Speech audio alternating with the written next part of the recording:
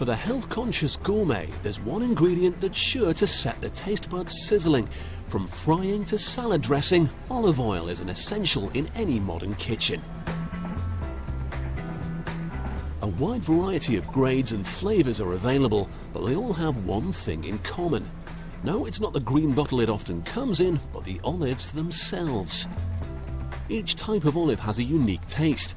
By combining different types, the producer can create an oil with an individual flavour. The process begins at harvest. The traditional method involves collecting olives using tiny rakes, but it's not very efficient.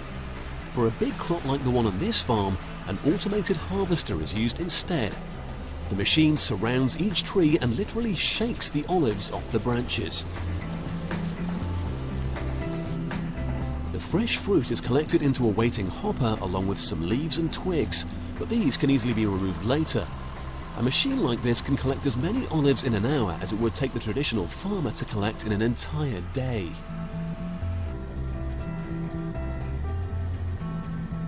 When the harvest reaches the production plant, the fruit is washed to remove any dirt, leaves or twigs that were caught up in the collection process.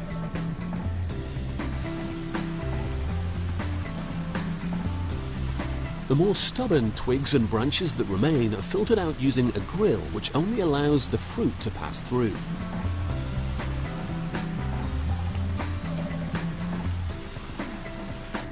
To get the best quality oil, the fruit should be pressed as soon as possible.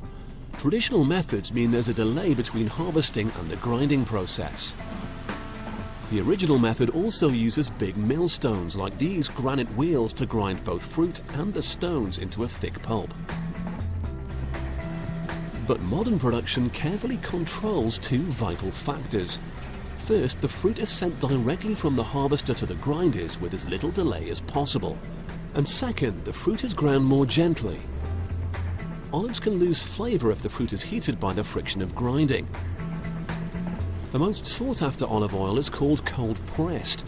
If the fruit pulp goes over 27 degrees, it can no longer be called this and loses value. It's time to extract the oil.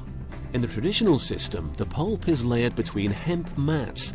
Each quantity of pulp is followed by another mat and so on, until the alternate layers look like a stack of giant pancakes.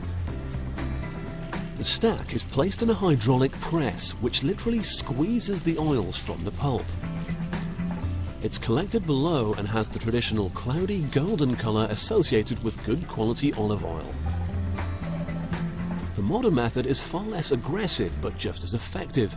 Instead of crushing the pulp, it's spun in a centrifuge like this one. As it's spun around, the oil passes out through a fine mesh, leaving the pulp behind. The oil can then be siphoned off and stored, while the remaining pulp is collected elsewhere. It's not wasted though, it's recycled and can be used as fertilizer or animal feed. It may surprise you to know that once it's been pressed, olive oil can be tasted like wine. The experience is obviously very different, but this is one way the experts can assess the purity and flavour of their product.